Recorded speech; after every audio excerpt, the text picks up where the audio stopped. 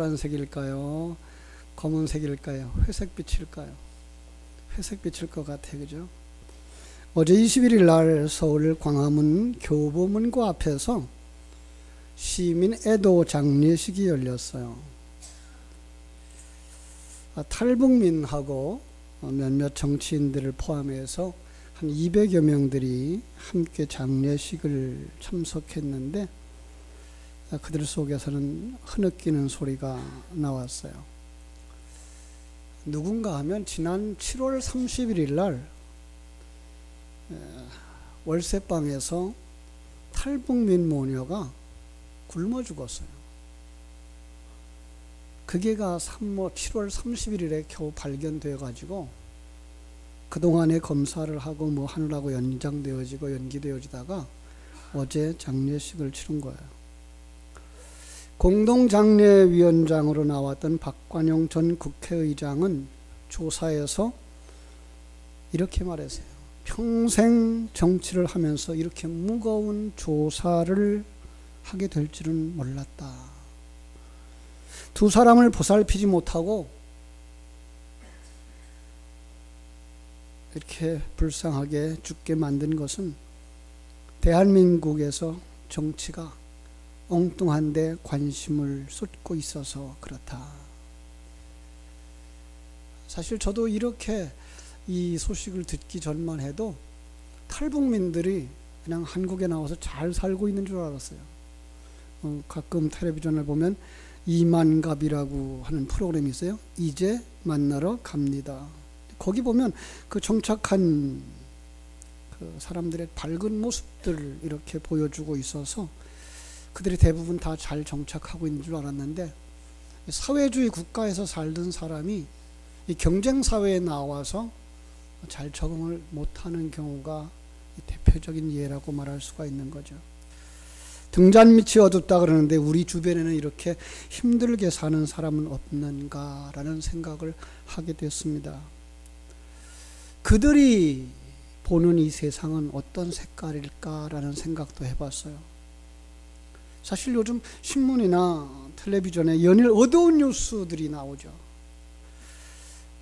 참, 이 뉴스들이 좀 밝은 것들로, 좋은 것들로 좀 바뀌었으면 좋겠는데, 자꾸만 이 세상을 비판하고 세상의 부정적인 모습만 이렇게 내다 보여주고 있어서 안타깝죠. 누가 어떤 죄를 지었다, 어떤 사람이 범인이었다, 그래서 그들이 범죄한 형태들, 그리고 그들이 살아가고 있는 그 모습들, 그런가 하면 우리가 피부로 느끼는 민생이 정말 어떤 것일까? 기업들은 어떠할까? 기업을 하시는 분들이 있어서 아시겠습니다만 얼마나 힘든지. 수출이 줄었다. 그런 말미암아 소득도 줄었고, 중소기업들은 일감이 줄어든 정도가 아니라 아예 일거리가 없답니다. 여러분, 그들이 세상을 어떤 색깔로 보고 있을까? 아니, 우리의 삶은 어떻을까?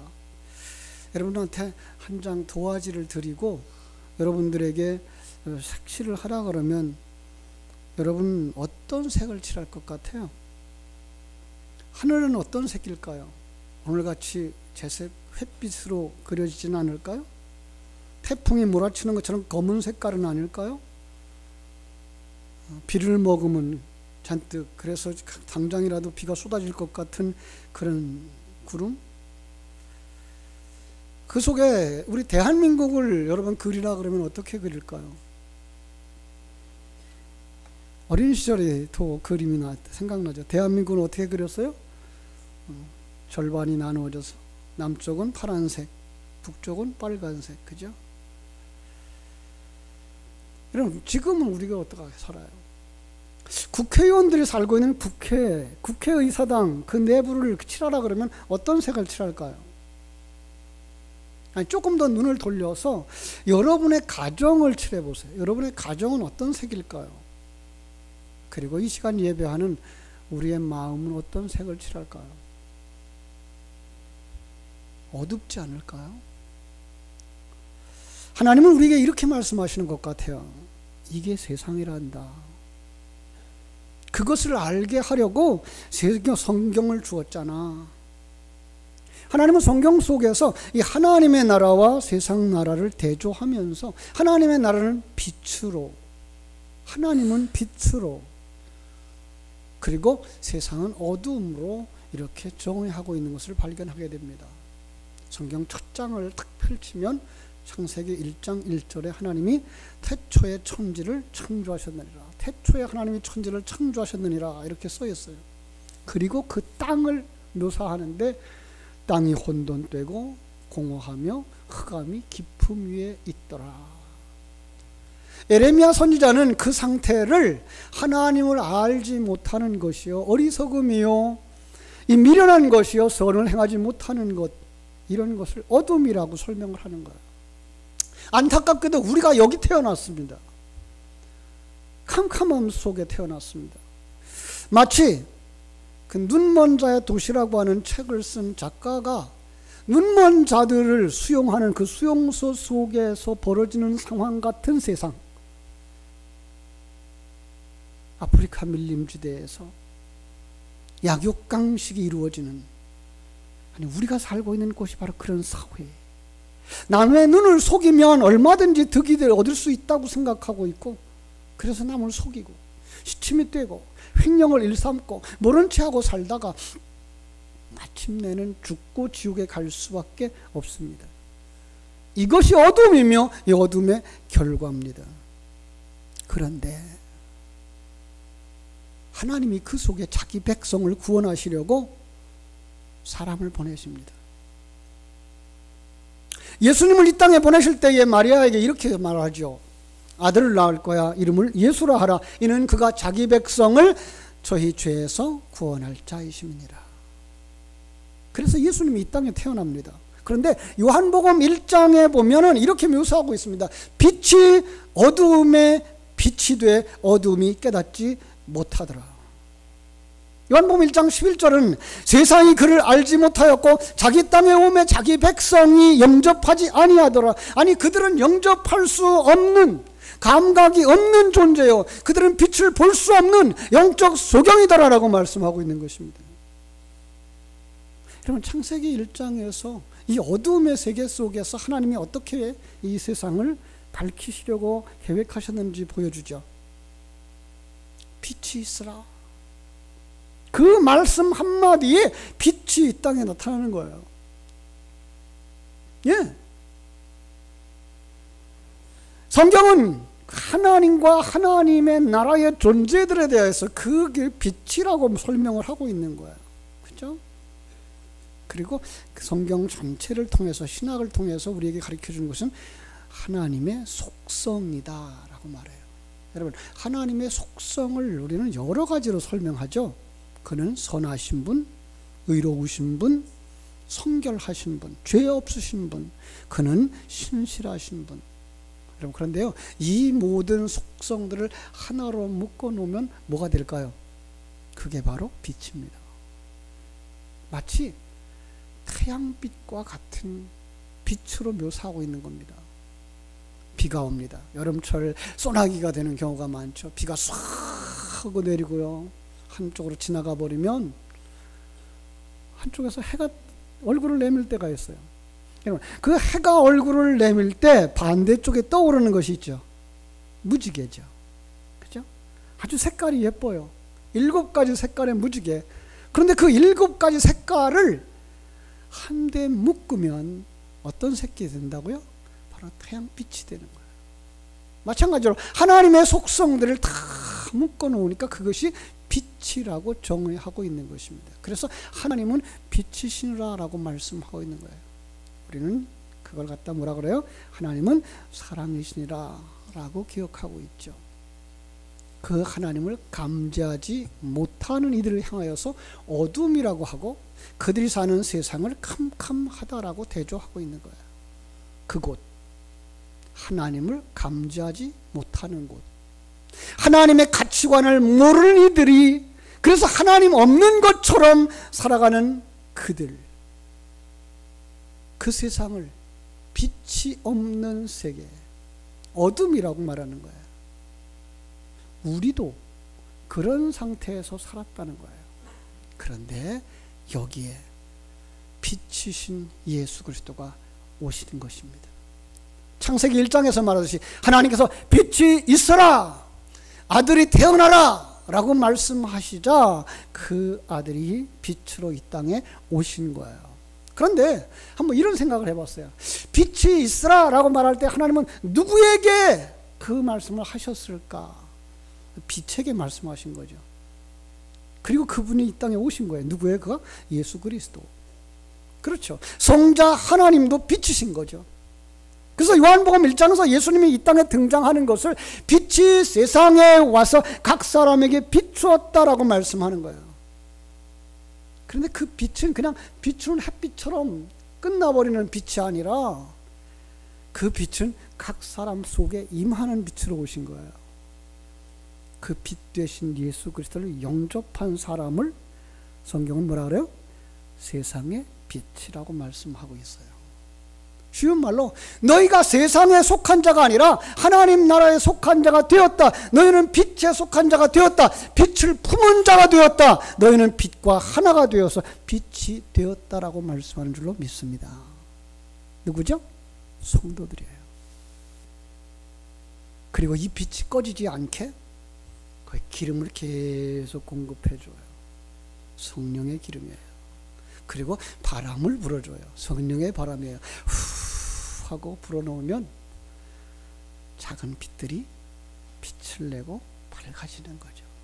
성도들이 일어나서 빛을 발하게 되는 거예요. 그걸 제가 어린 시절에 이런 노래를 불렀어요. 이 작은 나의 빛 비치게 할 테야, 이 작은 나의 빛 비치게 할 테야, 빛내리 빛내리 빛내리 도간에 안 두고 비치게 할 테야, 도간에 안 두고 비치게 할 테야, 빛내리 빛내리 빛내리. 이 빛된 성도들, 그 빛된 성도들이 이제 성령의 바람에 의해서, 성령의 기름에 의해서 빛을 내게 될 때에 그걸 성경은 뭐라 그런다고요? 빛의 자녀들이 행하는 삶. 예. 그래서 오늘 말씀의 제목이 뭐예요? 빛의 자녀들처럼 행하라 라는 거예요. 근데 그게 쉽지 않아요. 왜죠? 우리가 아직도 이 세상에 살기 때문에, 이 세상의 경쟁 구조 속에 살고 이 세상의 가치관 속에 살고 있기 때문에, 아니 이 세상의 경쟁 구조 속에 내가 있기 때문에 내 마음은 주님의 뜻대로 살고 싶은데 내 육신이 세상을 쫓아가는 거예요. 그래서 오늘 말씀처럼 너희들은 이제 빛이니까 빛의 자녀들처럼 행하라 라고 외치는 거예요. 우리 같이 한번 외쳐볼까요? 빛의 자녀들처럼 행하라. 빛의 자녀들처럼 행하라는 거예요. 어떻게 하는 것이 빛의 자녀들처럼 행하는 걸까? 오늘 말씀에서 몇 가지 주제를 찾았어요. 첫째로 빛의 자녀에게 권합니다. 어두움 가운데서 일어나라는 거예요. 14절 같이 읽어요. 시작. 잠자는 자여 깨어서 죽은 자들 가운데서 일어나라. 예, 빛을 받은 사람인데, 세상의 빛이라고 칭함을 받은 사람인데 아직도 잠자고 있다는 거예요. 죽은 자처럼 누워 있다는 거예요. 전에 나누었던 이야기 다시 한번 하고 갈까요? 부잣집 할아버지가 자식이 없어. 그래서 다리간을 지나가다가 그 밑에서 거지 아이들을 보죠. 그 거지 아이들을 바라보고서는 그 중에 하나를 양자 삼으세요. 데려다가 씻기고, 그죠? 먹이고, 입히고, 저녁에 당을 배정해주고, 그 방에다 좋은 이불 깔아주고, 따뜻하게 해주고, 여기서 자거라. 근데 아침에 이 아이가 일찍 일어났어요. 그리고 자기가 동냥하고 있던 그리고 그 생활 스타일로 들어가는 거예요. 꽁꽁 얼어붙은 얼음을 깨서 그 물로 세수를 하고 그리고 집으로 돌아오면서 깡통 하나 주워가지고 그걸로다가 밥을 동냥하려고 그러는 거예요. 아버지가 안타까워서 방 안에 들어가 봤더니 깨끗한 침대에서 잠자지를 못했어요. 거기서 자본 적이 없었어요. 따뜻한 물이 나오는 그 욕실을 사용할 줄 몰라서 거기서 사용하지는 못했어요. 침대 밑에 카피트를 들치고 그 밑에서 몸을 웅크리고 잔 거예요. 왜 그래요? 자기가 누군지 몰라. 우리가 그렇다는 거예요. 여러분, 이제 우리를 하나님이 너희들은 세상의 빛이야, 너희들은 아버지의 아들이야 라고 말씀하고 있는데 우리는 그 아들의 삶을 살지 못한다는 거예요. 주어진 그 빛의 삶을 살지 못한다는 거예요. 성경은 그걸 죽었다라고 말하고 있어요. 잠들었다라고 말하고 있어요. 안전뱅이로 산다고 말하고 있어요. 여러분은 어떻습니까? 여러분은 빛입니다. 빛을 발하는 삶을 사시나요? 아니면 도관에 감춰두고 있는 빛은 아닌가요? 하나님께서 우리에게 생수의 근원을 주셨어요. 이제 우리가 생수, 단물을 내는 셈이어야 되는 거예요. 그런데 우리 입에서 단물이 나오고 쓴물이 나와요. 마치 가데스 바네아에서 12명의 정탐꾼이 가나안을 정탐하고 돌아왔는데 그 10명 중에, 그들 12명 중에 10명이 그 보고 온 것들을 그대로 소상하게 얘기를 하는 거예요.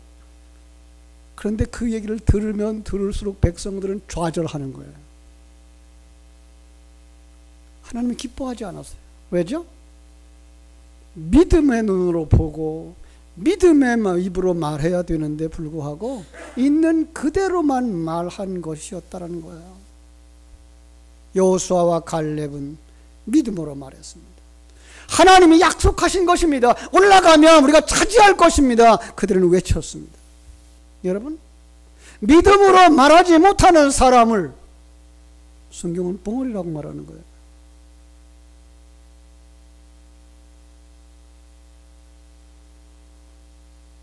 사도행전 3장에 보면 성전 미문에 안전뱅이가 나옵니다.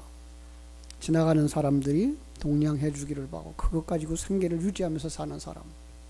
그런데 그리로 베드로와 요한이 지나가다가 그를 보고서 이렇게 말합니다. 은과 금은 내게 없거니와 내게 있는 것 내게 주노니 나사렛 예수의 이름으로 일어나 걸어라. 그러면서 그의 손을 잡아 일으키는 순간에 이 안전뱅이가 그 손을 잡고 일어섭니다. 온몸이 빨려 올라가는 것처럼 다리에 힘이 생기고 발목에 힘이 생기고 일어서며 뛰며 걸으며 하나님을 찬양합니다. 사랑하는 성도 여러분, 주님이 오늘도 이렇게 말씀하시는 줄로 믿습니다. 나사렛 예수의 이름으로 일어나 걸으라. 여러분, 이 소리는 2000년 전에 예수님의 시대에, 아니 베드로와 요한의 시대에 한 번 있었던 역사가 아닙니다. 이 메시지는 오늘 모든 사람들에게 내려오는 메시지입니다. 문제는 무엇입니까? 문제가 무엇입니까? 문제는 그 소리를 들을 만한 믿음의 수신기가 없어요. 라디오 수신기가 없어요. 그 라디오 소리를 못 잡아요. TV의 영상을 수신할 수 있는 텔레비전이 없어요. 그래서 영상을 수신할 수가 없어요. 오늘날 성도들이 세상에 묶여서 세상만 바라보고 살아갈지언정 하나님의 소리에 귀를 기울이고 하나님이 보여주는 천국을 바라보고 하나님이 제시하신 천국을 목표로 삼고 달려가야 할 그 힘을 잃어버리고 잠들어 있는 거예요. 죽어 있는 거예요. 안전뱅이처럼 사는 거예요. 세상에 묶여 있는 거예요. 세상의 그 경쟁 구조 속에 묶여 있는 거예요. 사랑하는 여러분, 거기 잠들어 있다가는 세상 사람들 지옥에 떨어질 때 그 사람도 떨어질 거예요. 여러분, 한 사람도 거기에 참여하지 마시고 주의 음성을 듣고 말씀의 능력을 믿고 일어나게 되기를 주의 이름으로 축원합니다. 그게 빛의 자녀들이에요. 빛의 자녀들은 두 번째로 어둠의 일에 참여하지 마라 라고 말씀하고 있습니다. 11절입니다. 너희는 열매 없는 어둠의 일에 참여하지 말고 도리어 책망하라 라고 말씀합니다. 빛의 자녀로 살기 위해서는 더 이상 어둠의 일에 참여해서는 안 되는 겁니다. 동물 가운데 하이에나라고 하는 동물이 있습니다. 이 하이에나는 야행성 동물이라서 낮에는 어두운 곳에 숨어 있습니다. 그러다가 밤이 되면 활동을 하는데, 이 짐승은 동물이 죽은 거나 썩은 시체를 찾아다닙니다. 그래서 그 부패한 시체를 뜯어먹습니다. 그런데 그와 무리를 이루는 종류가 또 하나 있습니다. 독수리입니다. 독수리들도 그들과 함께 죽어요, 썩어, 부패한 것들을 먹는 겁니다. 여러분, 그 집단과 함께하면 그런 행동을 하더라는 거예요. 그런 생명을 가진 이들과 함께하면 그런 생명을 가진 자가 되고 말더라는 거예요. 부정적인 사고, 세속적인 가치관을 가지고 살아가는 그들과 함께 살면 거기에 물드는 거예요. 사람의 탈을 쓴 하이에나처럼 더러운 말만 골래하고 더러운 행실만 찾아가는 사람, 어둠에 속한 존재입니다. 중국말 가운데 제가 자주 쓰는 말이 하나 있죠. 진머저 헤이, 진츠저, 진주저 헤이, 츠. 하도 오래돼서 이제 다 잊어버렸나 봐요. 먹을 가까이 하면 뭐가 묻어요? 먹이 묻죠. 주사에 가까이 하면 뭐가 묻어요? 빨간색이 묻는 거예요. 그래서 빛의 자녀들은 어둠을 멀리 해야 됩니다. 어둠에 참여하지 말고 그 어둠을 책망하는 성도들이 되시기를 주님의 이름으로 축원합니다. 세 번째로, 빛의 자녀들은 그 빛의 열매를 맺어야 합니다. 9절입니다. 빛의 열매는 모든 착함과 의로움과 진실함에 있느니라. 성령의 지배를 받는 자가 성령의 열매를 맺는 것처럼 빛의 자녀들은 반드시 빛의 열매를 맺게 되어 있는 거예요. 빛의 자녀들이 이 땅에 사는 날 동안 이루어야 할 사명이 있습니다. 그것은 모든 착함과 의로움과 진실함이라고 제시하고 있는 것입니다. 여기 착함, 모든 착함은 무엇일까요? 헬라어에 아가토스네라는 뜻인 단어인데요. 이거는 그 원어가 아가토스에서 온 겁니다. 아가토스에서 이렇게 파생되어진 건데 이게 선입니다. 창세기에 보면 하나님이 천지를 창조하시고 뭐라 그래요? 보시기에 좋았더라. 보시기에 좋았더라. 이게 뭐예요? 지금 구약에서는 토브로, 신약에서는 아가토스를 쓰고 있는 겁니다. 그것은 뭘까요? 하나님이 이루고자 하는 그 목적을 이루는 것입니다. 합력하여 선을 이루시듯 그 선을 이야기하는 것입니다. 물론 그 목적을 따라가는 사람들에게 하나님의 생명이 부어집니다. 그 생명에 의한 열매들이 맺혀지는 것입니다. 그래서 이 땅에 살아가는 날 동안 하나님의 사람들은 넓은 아량과 폭넓은 이해, 모든 이들을 품에 안을 수 있는 포용력과 아낌없이 주는 사랑이 나오는 것입니다.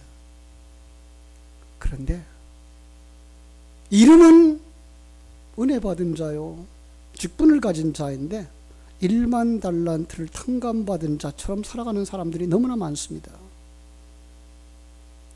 1만 달란트는요, 그 사람의 평생의 돈을 벌어도 갚을 수 없을 만큼 어마어마하게 큰 돈입니다.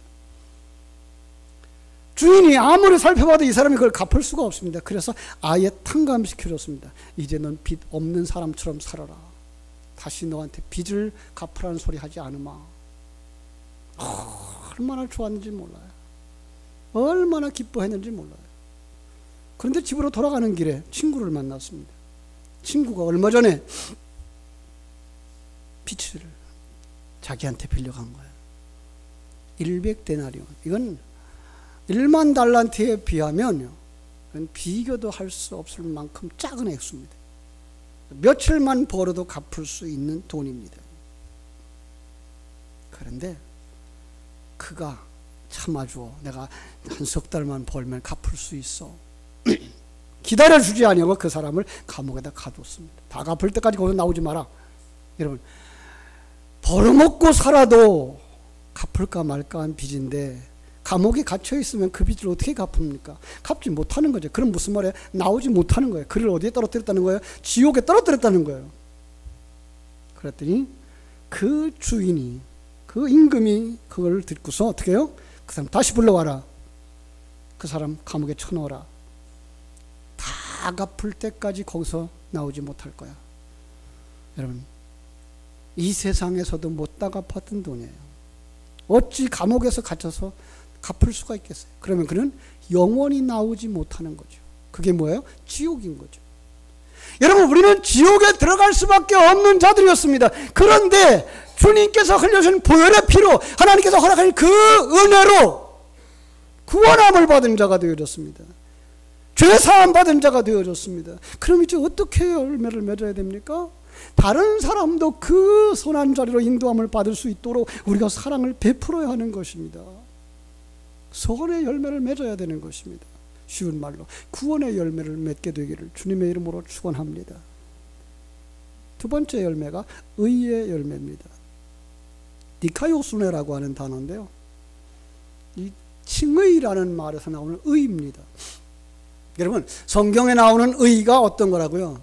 하나님과 피조물 사이에서 자기의 책임과 의무를 다하는 걸 의라고 그러는 거예요.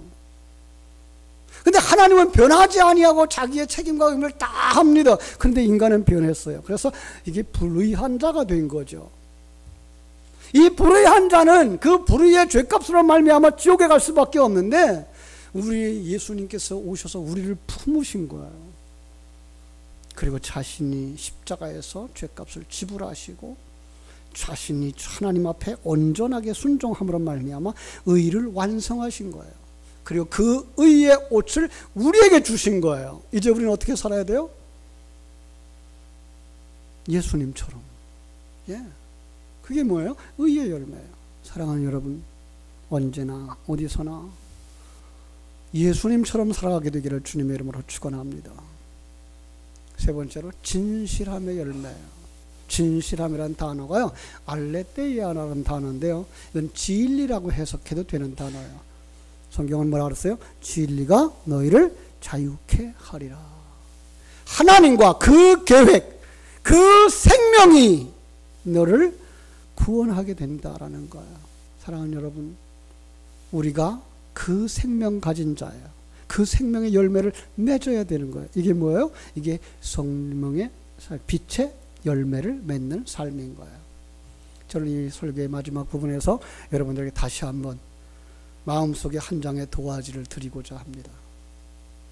제가 드리는 이 이야기를 듣고 다시 한번 여러분의 그 도화지에 색깔을 좀 칠했으면 좋겠습니다. 연탄집이라고 하는 책에서 퍼왔습니다. 어느 날 저녁 초라한 옷차림을 한 여자아이 하나가 동생 둘을 데리고 중국집에 들어왔습니다. 그리고 짜장면을 2그릇 시켰습니다. 동생들이 얘기합니다. 왜 2그릇이야? 3그릇이어야지. 누나가 이야기합니다. 지금 나는 배가 아파서 못 먹어. 오늘은 네 생일이니까 맛있게 먹어. 누나는 동생의 손을 꼭 잡고 이야기합니다. 그때 테이블 맞은쪽에 앉아있는 온 가족이 식사하는 모습을 본 동생들이 부러워하면서 말합니다. 누나, 우리도 저렇게 엄마 아빠가 있었으면 얼마나 좋을까. 저렇게 같이 저녁도 먹고.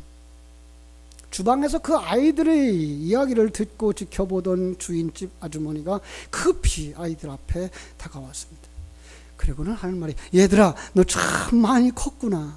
너희들은 어렸을 때라서 잘 모를 거야. 이 아줌마는 너희 엄마 한 동네 살았어. 그 엄마 친구야. 그동안 소식이 궁금했는데 너무 반갑구나. 너희들 참 잘 왔다. 아줌마가 맛있는 거 만들어 줄게.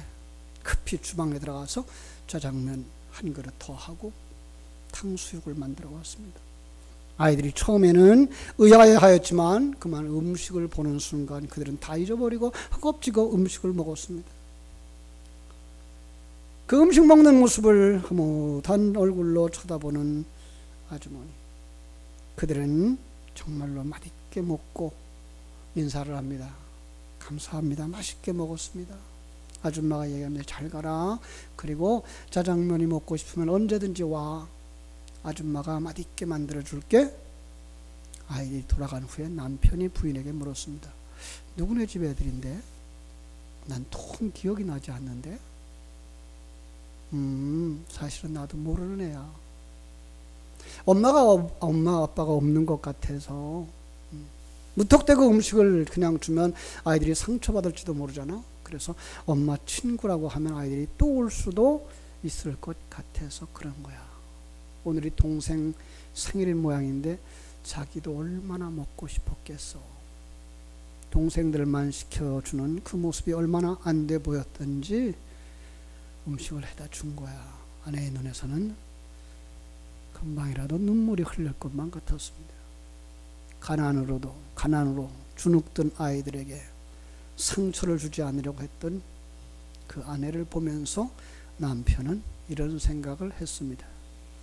이 작은 자 하나에게 한 것이 곧 내게 한 것이니라. 사랑하는 여러분, 이게 빛의 자녀들의 혐 있는 모습은 아닐까요? 중국집 여주인과 같이 가난 속에 주눅들어 살고 있는 아이들에게 상처를 주지 않으려고 세심한 배려를 하는 아름다운 사랑의 빛을 발하는 것. 이 이야기처럼 우리의 가슴을 적셔주는 감동적인 삶을 사는 이들이 많아졌으면 합니다.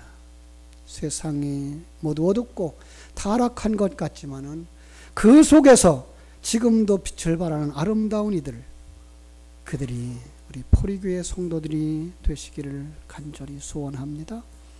우리 주님은 우리에게 빛의 자녀들처럼 행하라고 말씀합니다. 너희들은 빛이니 빛의 자녀니 이제 빛의 자녀들처럼 살라는 겁니다. 어둠의 자리에서 깨어 일어나라는 겁니다.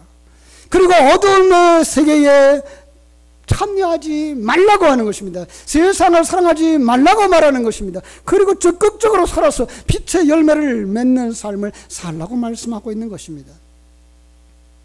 빛의 열매, 착함과 의로움과 진실함의 열매가 여러분 모두에게서 맺혀지기를 주님의 이름으로 축원합니다.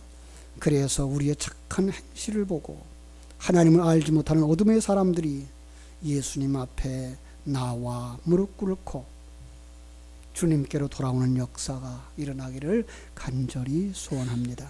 우리 모두 하나님의 부름받은 자로서 빛의 자녀들답게 빛을 비추면서 살아갈 수 있게 되기를 주님의 이름으로 축원합니다.